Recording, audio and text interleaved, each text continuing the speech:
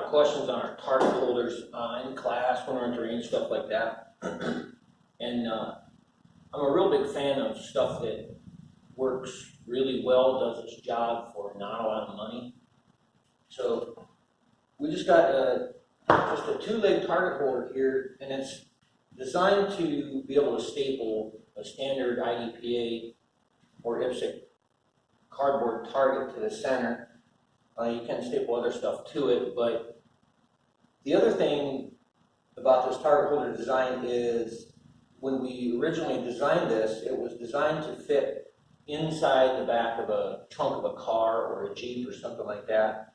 So it's collapsible, really, the legs come out of it.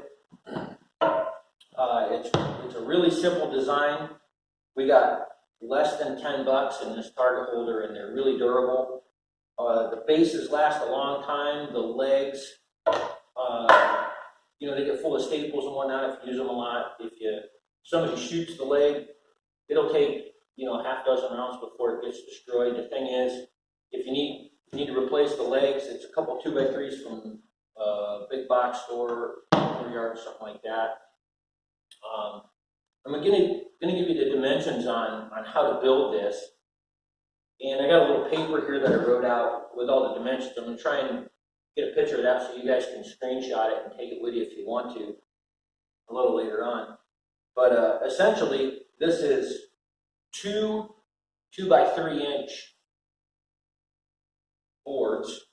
Okay, I'll put these down for a second. And what you're going to do, you're going to take two 2x3 by 8 foot pieces of lumber, and you're going to need a box of 3-inch exterior screws. What kind of screws really doesn't matter. It's just you got to get a good bite into the wood through the sides. So you're going to take the first 8 foot 2x3. You're going to cut it in half. So you need two 4-foot sections.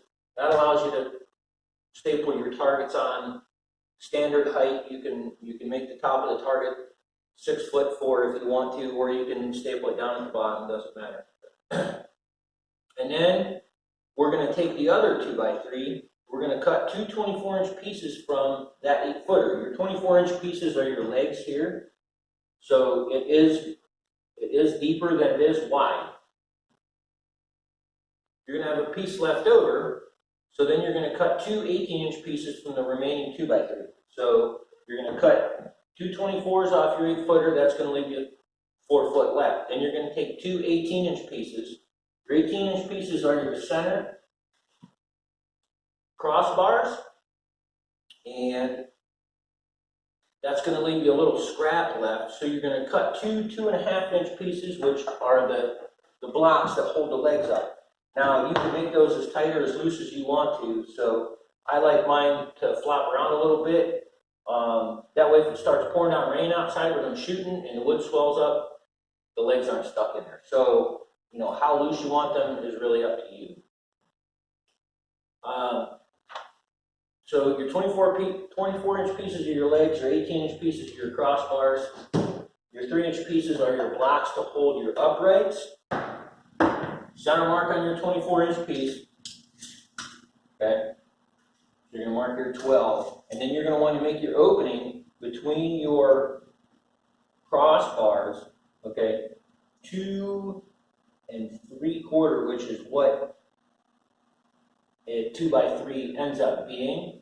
So you're going to have to divide that by 2, which is going to be 1 3/8 inches on either side of your center mark. So you're going to measure 24, make a line, okay.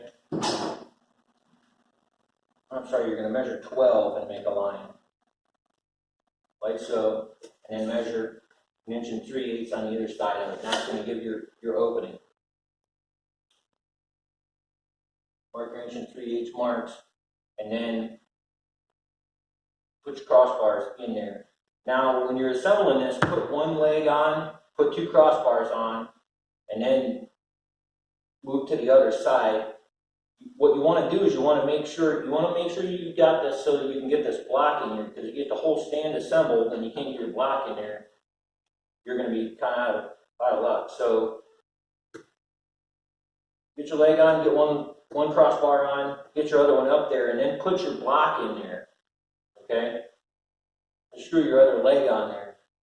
Repeat for the other side, all right? So it's a pretty simple way to put this together. If you want to just kind of mock the pieces up and put them up there and then screw everything together, you can do that. I use 2 screws in a leg. If you want to use one, it's going to make it floppy. So 2 screws in either of the crossbars through the side of the leg, and then I put 2 screws in either side of the block. That way it keeps it from rotating. By the time you're all done with this, like I said, you're going to be like $10 for this thing. The more you build, the cheaper it gets because you have screws left over. You got to buy a certain quantity of screws at your lumber yard. So that's where the real expense is. The 2x3s vary from, I've seen them on sale for $2 a piece up to $4 a piece, depending upon the quality of the ones you want. So getting that done it's pretty economical. They last a long time. We use these every class, every time we go to the range. We've been using them for years.